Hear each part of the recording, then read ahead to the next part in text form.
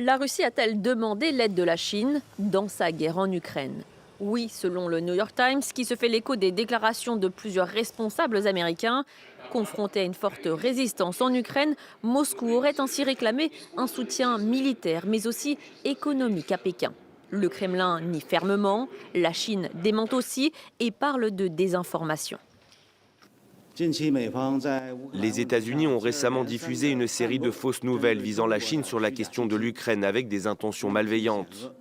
La position de la Chine sur la question de l'Ukraine a été claire et cohérente.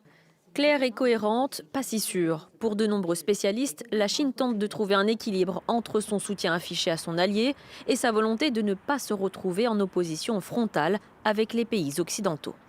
La Chine n'approuve pas la position russe, son offensive en Ukraine, mais elle ne la condamne pas.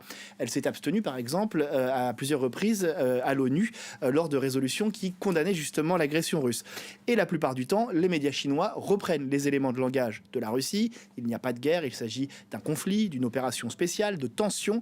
Donc la Chine, c'est un allié de circonstance de la Russie. Elle veut le rester, elle ne lâchera pas la Russie en race campagne, mais elle ne veut pas non plus passer pour un paria vis-à-vis des Occidentaux et elle ne veut pas s'infliger des sanctions occidentales si son soutien à la Russie est trop fort. L'équilibre est précaire pour la Chine, qui préfère garder ses distances en refusant notamment de jouer les médiateurs dans ce dossier.